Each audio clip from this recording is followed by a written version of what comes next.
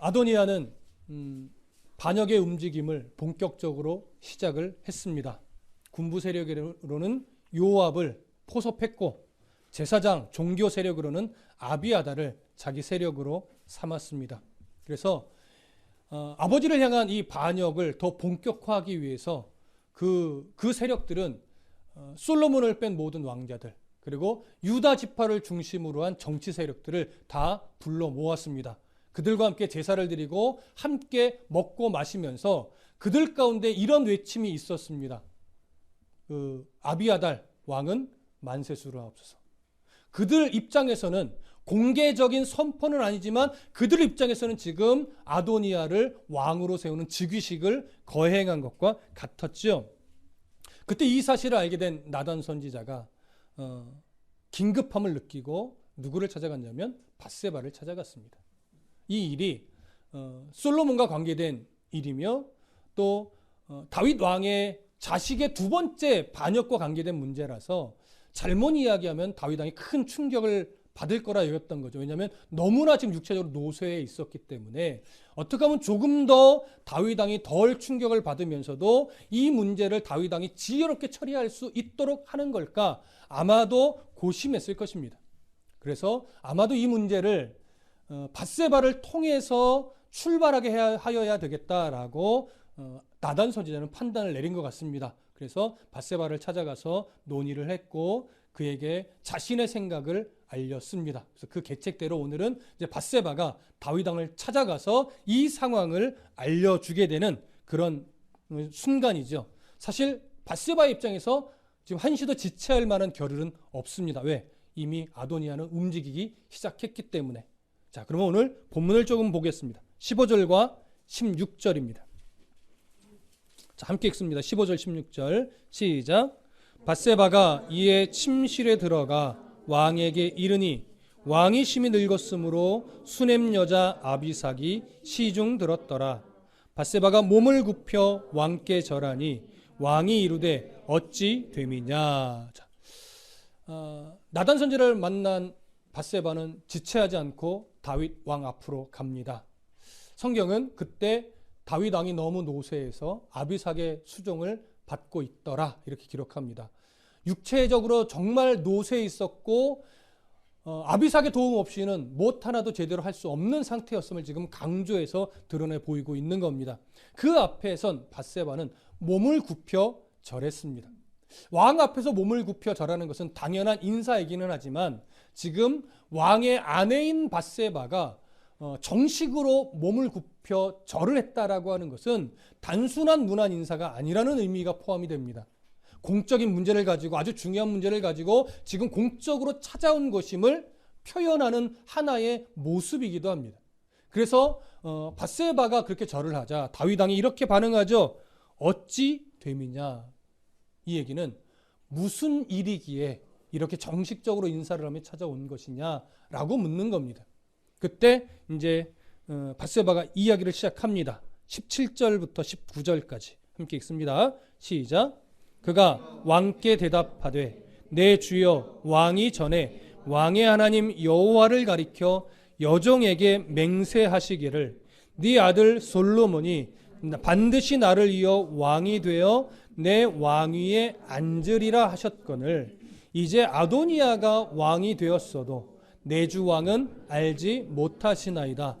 그가 수소와 살찐 송아지와 양을 많이 잡고 왕의 모든 아들과 제사장 아비아달과 군사령관 요압을 청하였으나 왕의 종 솔로몬은 청하지 아니하였나이다. 밧세바가 지금 이 상황을 이전에 다윗 왕이 무엇을 솔로몬에게 약속하셨는지 그리고 또 지금 아도니아가 어떠한 일을 행하고 있는지를 이야기하는 이 장면을 조금 머릿속으로 그려보실 필요가 있는데 밧세바의 어조가 다윗 왕에게 이 말하는 밧세바의 어조가 어땠을까요? 마치 흥분돼서 다윗 왕 왜 이걸 모르냐는 좀 뭐라 그럴까요? 책망하듯이 아니면 쥐어잡듯이 아니면 정신 차려 이런 투에 조금 상기된 어조일까요? 아니면 그 모든 마음을 이렇게 누르고 나름 아주 차분하게 조목조목 이야기하는 어조였을까요? 두 번째였을 겁니다. 밧세바의 이 말의 시작이요, 어디에서 먼저 보실 필요가 있습니다. 밧세바의 말은 다윗 왕이 한동안 잊고 있었던 그의 약속을 먼저 이야기합니다. 근데 그 약속은 우리가 이전에도 확인을 했었지만 다윗 왕 자기의 개인의 생각을 가지고 솔로몬을 왕의 자리에 앉게 해줄게라고 약속한 게 아니었어요.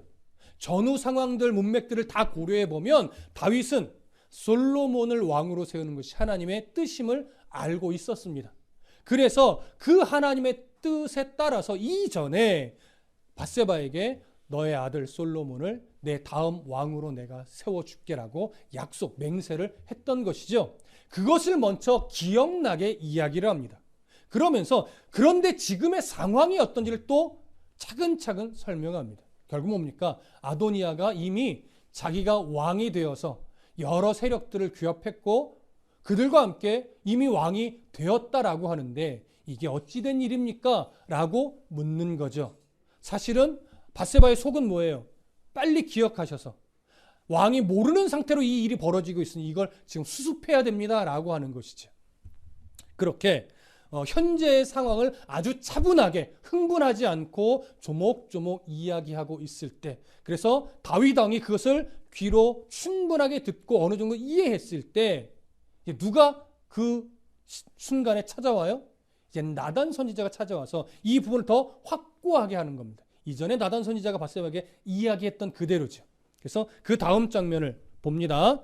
1장 20절부터 먼저 아직 이야기가 좀 마무리 안 됐네요. 20절과 20절을 읽겠습니다. 함께 읽습니다. 시작. 내 주 왕이여, 온 이스라엘이 왕에게 다 주목하고 누가 내 주 왕을 이어 그 왕위에 앉을지를 공포하시기를 기다리나이다. 그렇지 아니하면 내 주 왕께서 그의 조상들과 함께 잘 때에 나와 내 아들 솔로몬은 죄인이 되리이다. 자, 상황을 설명한 밧세바는 이제 무엇을 이야기하냐면 모든 백성들이 지금 누가 다음 왕이 될지 왕이 공식적으로 공포해 주기를 기다리고 있습니다. 이 얘기를 해요. 이 얘기를 하면서 21절에 무슨 말하냐면 그렇지 아니하면, 이 말은요 이런 겁니다. 조금이라도 시기가 늦어지면, 이런 의미가 담겨 있어요. 늦어지면 어떻게 된대요? 내 주 왕께서 그의 조상들과 함께 잘 때에 나와 내 아들은, 내 아들 솔로몬은 뭐가 돼요? 죄인이 된대요. 어떤 의미의 죄인일까요? 바로 아도니아가 그렇게, 이게 시기만 조금 더 늦춰지면 분명히 아도니아가 자동적으로 왕이 될 텐데, 자동적으로 왕이 되지 않더라도 지금 반란을 준비하고 있으니까 곧 왕을 죽이든 이 예루살렘을 정복을 그냥 해버리든 어찌됐거나 그가 조금이라도 늦어서 왕이 돼버리면 아도니아는 가장 걸림돌인 솔로몬과 그의 어머니 밧세바를 어떻게 한다는 얘기예요? 죽인다는 이야기. 그래서 죄인이라는 것은 죽인다는 얘기입니다. 이런 상황입니다. 그러니 빨리 지금 서둘러서 솔로몬을 왕으로 세워야 합니다. 시간이 별로 없습니다. 이 이야기를 하는 거죠. 이제 그때 나단 선지자가 찾아오는 겁니다. 자, 22절부터 27절을 읽겠습니다. 시작. 밧세바가 왕과 말할 때에 선지자 나단이 들어온지라. 어떤 사람이 왕께 말하여 이르되 선지자 나단이 여기 있나이다 하니 그가 왕 앞에 들어와서 얼굴을 땅에 대고 왕께 절하고 이르되 내 주 왕께서 이르시기를 아도니아가 나를 이어 왕이 되어 내 왕위에 앉으리라 하셨나이까. 그가 오늘 내려가서 수소와 살찐 송아지와 양을 많이 잡고 왕의 모든 아들과 군사령들과 제사장 아비아다를 청하였는데 그들이 아도니아 앞에서 먹고 마시며 아도니아 왕은 만세수를 하옵소서 하였나이다. 그러나 왕의 종 나와 제사장 사독과 여호야다의 아들 분하야와 왕의 종 솔로몬은 청하지 아니하였사오니 이것이 내 주 왕께서 정하신 일이니까. 그런데 왕께서 내 주 왕을 이어 그 왕 위에 앉을 자를 종에게 알게 하지 아니하셨나이다. 밧세바가 다윗 왕에게 말하였던 그대로, 그것보다도 조금 더 자세하게 나단 선지자는 현재 상황을 또 반복하듯 이야기를 합니다. 다른 신하들이 아도니아를 향해서 아도니아 왕은 만세수를 하옵소서라고 외치고 있다는 이야기까지 또 이야기를 합니다. 그러면서 나단은 이렇게 말하죠. 이 일이 다윗 왕이 허락하신 일입니까? 근데 이 말은 뭐예요? 사실 다윗 왕이 허락하신 일이 아니라는 걸 자기도 압니다. 이 이야기죠. 그러면서도 다윗 왕한테 이렇게 말하는 것은 뭐냐면 다윗 왕이 육체적 노쇠함으로 말미암아 바깥 출입을 전혀 못하기 때문에 바깥 사정에 대해서 전혀 알지를 못하고 있었다라고 하는 것을 지금 드러내는 거예요. 왕도 모르는 사이에 지금 이런 일이 벌어졌습니다. 이것을 확인시키는 거죠. 자, 그러면 이렇게 확인시키면서 나단 선지자는요, 이렇게 해야 됩니다라고 무엇인가를 막 강조하면서 이야기를 하지 않아요. 현재 상황만 정확하게 전달을 합니다. 왜요? 다윗 왕이 육체적으로 노쇠했지만 그가 영적으로 판단력까지 흐려진 것이 아님을 나단 선지자는 알고 있기 때문에 그래요. 그래서 그의 판단과 그의 지시가 어떠할지 그는 믿고 있었을 것으로 여겨집니다. 그래서 다윗은 이 순간 어떻게 해야 될지 머릿속으로 깊이 생각을 했을 거예요. 왜냐하면 여러분 아시다시피 다윗은 그래도 많은 부분 엎어지고 일어서고 하는 과정 속에서 하나님의 은혜로 많이 다듬어졌지만 지금까지도 유독 하나 다듬어지지 않은 게 있어요. 바로 자식 교육에 대한 문제였습니다. 그것만큼은 정말 약했어요. 근데 지금 이 상황은 아도니아마저도 반역을 해버렸죠. 이전 시간에도 나눴지만 아도니아에 대해서도 다윗 왕은 부모로서의 징계와 책망을 준 적이 없었음을 확인했습니다. 그러다 보니까 아도니아의 반역은 어찌 보면 압살롬의 반역보다도 더 큰 충격이었을 거예요.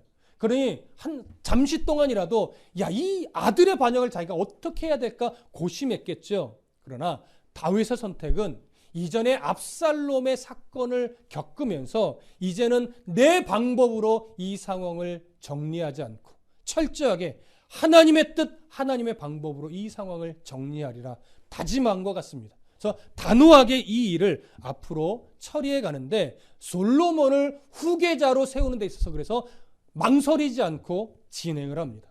이 모습이 이제 노년에 죽기 직전의 다윗의 많이 성장한 성숙해진 모습이라고 봐도 괜찮을 것 같습니다. 자, 다음 부분을 보시죠. 28절부터 31절까지입니다. 함께 읽습니다. 시작. 다윗 왕이 명령하여 이르되 밧세바를 내 앞으로 부르라 하매 그가 왕의 앞으로 들어가서 그 앞에 서는지라.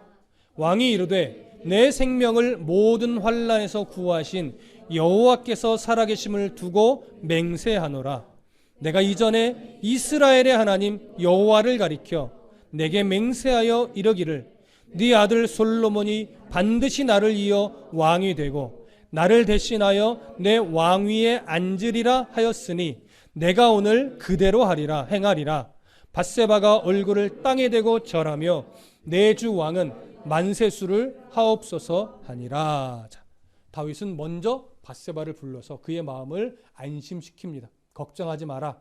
내가 이전에 하나님 앞에서 너에게 한 맹세를 기억한다. 그 맹세대로 내가 오늘 시행할 것이다. 이 얘기를 해주고 나서 이제 다윗은 그 일을 시행할 자들을 부릅니다. 그것이 32절부터 37절까지의 내용입니다.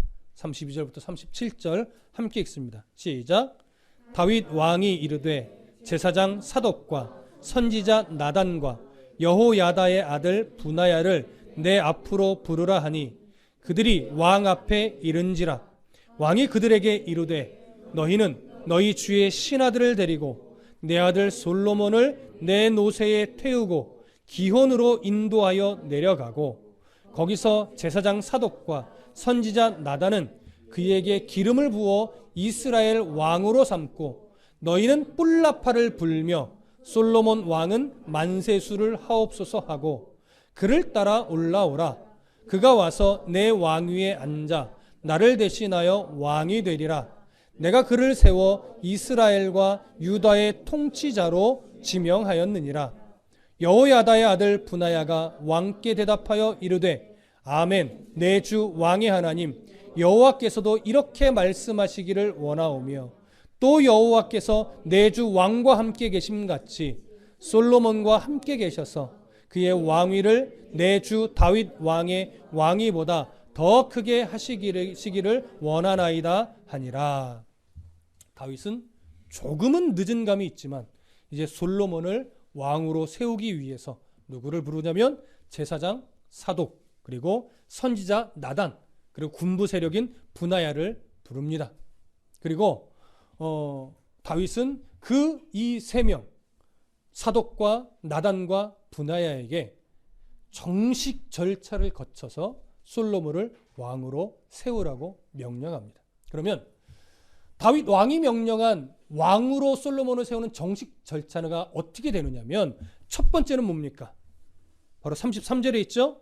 솔로몬을 내 노새에 태우고 어디로 가랍니까? 기혼으로 가랍니다. 기혼은 예루살렘에 공급하는 샘이 있는 곳이기도 하고 성막이 이 가까이에 있었던 곳으로 봅니다. 그래서 기혼으로 보내는데 무엇을 태워서 보내래요? 왕의 노새를 태워서 보내라고 합니다. 여러분, 일반 백성들은요 노새를 타지 못합니다. 나귀를 탑니다. 근데 왕족, 왕이나 왕자들은 여기서 말하면 노새를 탑니다. 우리가 노새하니까 좀 귀족들이 말이 아니고 노새를 타 이렇게 생각하실지 모르겠지만 당시 노새는 외국에서 수입하는 좀 귀한 짐승이었습니다. 근데 사실 이것은 좀 변종이죠. 순나귀와 암마를 교배해서 태어난 변종이에요. 그러다 보니까 이스라엘에서는 이 노새를 키우지 않습니다. 외국에서 다 수입에 의존하는데 왜 그런지 이유는 정확하게 알 수 없지만 이스라엘에서는 귀족, 왕족들만 이 노새를 탔고 특히 왕이 타는 노새는 좀 특별했지요. 그래서 솔로몬에게 왕이 타는 노새를 솔로몬을 태워서 기온으로 인도하라고 하는 겁니다. 이것은 공식적인 절차로 진행을 하라니까 그러니까 솔로몬이 왕의 노새를 타고 시내를 지나서 기온으로 가는 것을 누가 다 보게 됩니까? 백성들이 다 보게 돼요. 이것이 공식적으로 왕을 세우는 첫 출발점이 되는 거예요. 이것을 다 봐야 돼요. 그러니까 노새를 딱 보면 저게 왕의 노새인지 알아요. 그래서 다윗 왕의 노새를 솔로몬이 타고 있구나라고 하는 것은 이제 즉위식을 거행하려고 하는 것이구나 이것을 알게 되는 것이죠. 그래서 이제 왕의 노새를 타고 솔로몬이 성 밖을 나와 기온으로 갔다라고 하는 것은 이렇게 정식적인 즉위식이 시작되었음을 알리는 겁니다. 자, 그 다음에 두 번째 단계가 뭡니까? 34절에 보면 기온에서 거기서 제사장 사독과 선지자 나단은 그에게 기름을 부어 이스라엘 왕으로 삼고 너희는 뿔나파를 불어 솔로몬 왕은 만세수를 하옵소서 이렇게 하는 겁니다. 자, 누가 기름을 부어요? 솔로몬에게 제사장 사독과 선지자 나단이 함께 기름을 붓습니다. 기름을 부어서 왕으로 삼은 다음에 이제 공식적으로 알려야죠. 그래서 뿔나파를 붑니다. 그 다음에 모두가 다 함께 외쳐요. 솔로몬 왕은 만세수를 하옵소서. 이 자리에 많은 사람이 이 장면을 보고 있을 겁니다. 그들 앞에서 공개적으로 이것을 외치는 겁니다. 여기까지만 해도 사실은 즉위식이 끝난 건데 다윗 왕은 한 가지를 더하게 합니다. 그것이 뭐냐면 35절입니다. 그를 따라 올라오라. 예루살렘으로 오라는 거예요. 그리고 그가 와서 내 왕위에 앉아 나를 대신하여 왕이 되리라. 이게 뭡니까? 왕의 보좌에 정식적으로 솔로몬을 앉히라라고 하는 거죠. 이러면 더 이상 뭘 더 할 것이 없는 거예요. 통치가 이미 즉위식을 거치고 통치가 시작된 거예요. 이렇게 해서 솔로몬이 공개적이고 또 공식적으로 이스라엘의 왕이 됩니다. 자, 그렇다면 이와 비교해서 아도니아는 나름 즉위식을 한다고는 했지만 솔로몬의 공식적인 즉위 내용과 비교해 보면 아도니아의 모습에서는 뭐가 없습니까? 첫 번째, 왕의 노새를 타지 않았어요. 두 번째, 기름 부음이 아도니아 때도 있을 것으로는 봅니다.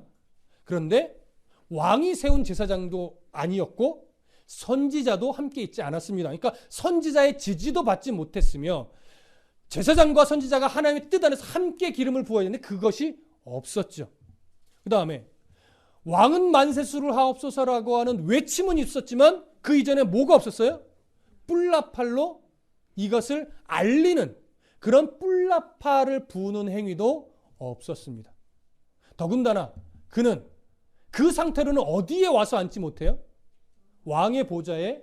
아무리 그들이 아도니아 왕은 만세수를 하옵소서 100번을 외쳤다 하더라도 그 상태로는 궁에 들어와서 왕의 보좌에 앉을 수 없지요. 근데 솔로몬은 그 정식 과정을 곧 거쳤기 때문에 왕의 보좌에 와서 앉을 수 있었던 것입니다. 자, 이것은 아직 시행한 것은 아니에요. 이들에게 이렇게 시행하라, 이렇게 명령을 내린 것이죠.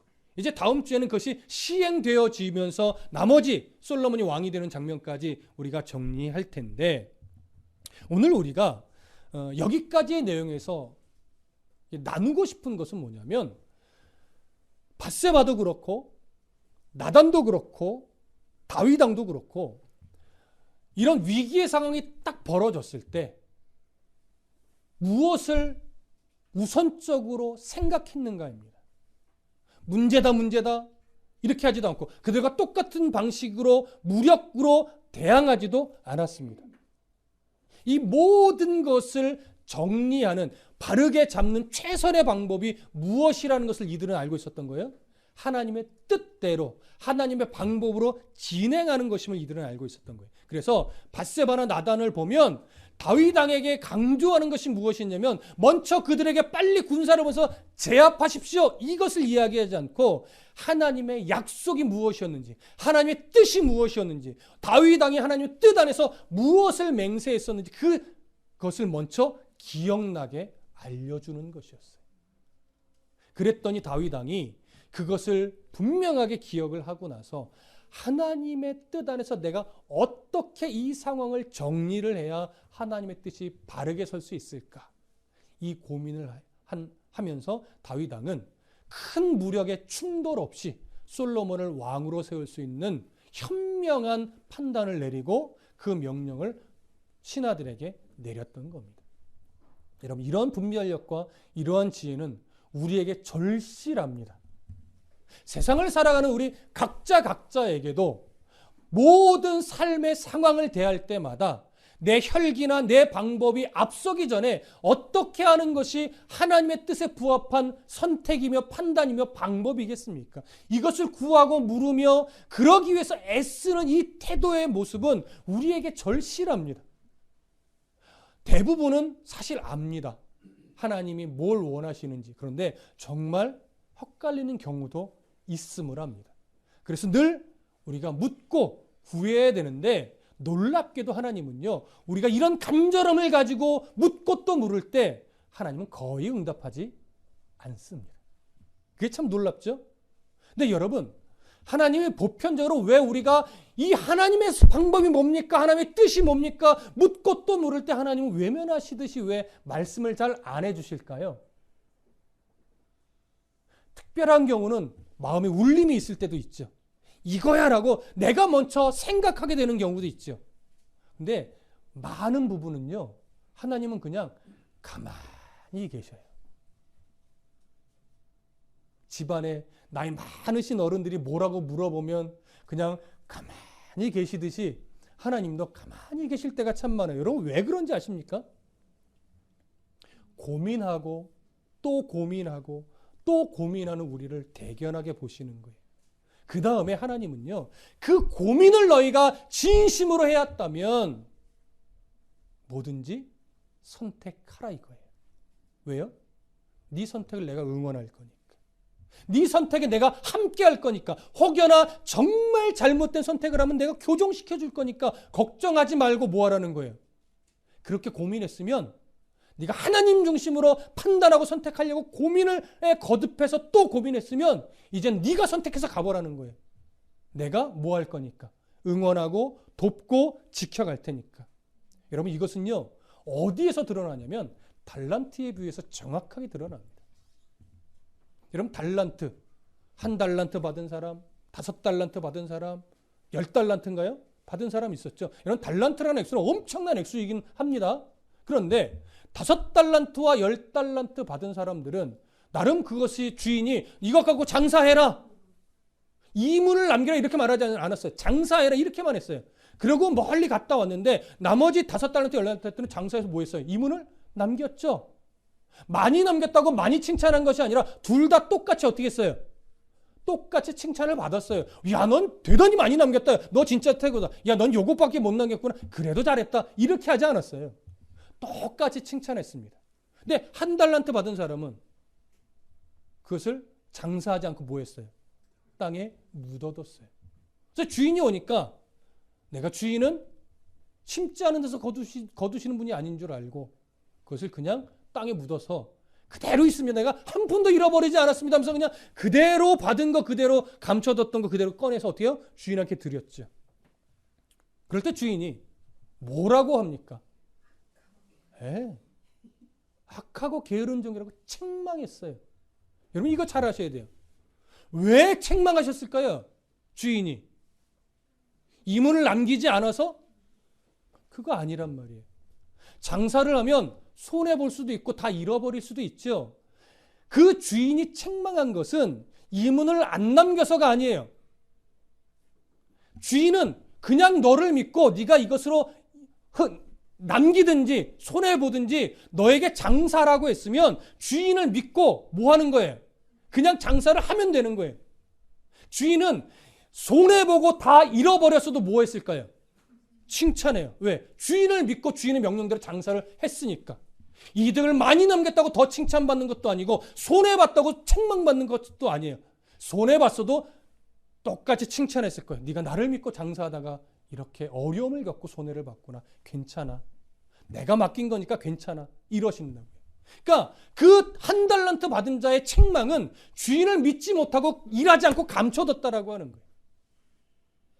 그러니까 오늘 우리가 하나님의 뜻 안에서 어떻게 하는 것이 하나님의 뜻에 옳습니까? 바른 판단입니까? 바른 선택입니까? 우리가 끊임없이 묻고 또 묻고 묻는데도 하나님이 가만히 있다면 그것은 이런 의미가 거의 맞을 겁니다. 이제 그 고민을 내가 받았다. 이제 네가 선택해서 네가 가봐. 내가 도와줄게. 무슨 말씀 이해되십니까? 성도의 이게 힘이에요. 힘. 하나님께 묻고 근데 이 물음은 정말 하나님의 뜻대로 하려고 하는 중심이에요. 진심이어야 돼요. 그럴 때 하나님은 이제 그 선택에 하나님이 함께 하십니다. 오늘 밧세바도 나단도 바로 그런 모습을 가지고 있었던 것이고 다윗은 그런 모습과 함께 이 노년쯤에 딱 되니까 아도니아가 반역한 것에 대해서는 가슴이 아프지만 그것 때문에 이 상황을 하나님의 뜻대로 처리함에 있어서는 이제는 단호할 수 있었습니다. 주저하지 않고 솔로몬을 공식적인 절차에 의해서 하나님의 뜻 안에서 왕으로 세우는 일을 속히 진행하게 했지요. 그래서 다윗 왕이 참 아름다운 왕으로 남을 수 있었던 겁니다. 그의 올바른 선택이었지만 이런 다윗이 되게 하기 위해서 하나님은요 그의 전 인생을 포기하지 않고 다듬어 오셨어요. 그 결과예요. 그 결과. 그러니까 다윗이 놀랍지만 다윗을 이렇게 만드신 하나님이 정말 놀라운 거죠. 그런 하나님의 사랑이 오늘 우리들과도 동행하고 있음을 여러분 믿고 인정하고 신뢰하시길 바랍니다. 그러면 그렇게 하나님의 방법으로 살아가려고 하는 성도의 삶, 하나님의 방법으로 목회하려고 몸부림치는 그 교회는 하나님이 알아서 세워 가실 거예요. 그것을 우리는 믿고 우리가 해야 될 바른 역할에만 충실하면 되는 겁니다. 저도 그 일을 위해 애쓰겠습니다. 여러분들도 여러분들의 위치에서 하나님의 뜻 안에서 바른 선택과 바른 판단으로 삶을 살아가려고 진심으로 고민하고 묻고 구하며 말씀 앞에 무릎 꿇으며 그러한 삶을 살아내 주십시오. 그러면 어떠한 흔적의 삶을 살아가든 하나님이 응원하고 지지하고 또 지키고 보호하시며 함께 동행해 주실 겁니다. 우리가 믿는 하나님은 이런 하나님입니다. 이런 하나님을 오늘도 가슴에 품고 정말 기쁨과 감사로 삶을 살아내시길 간절히 소망하고 축복합니다.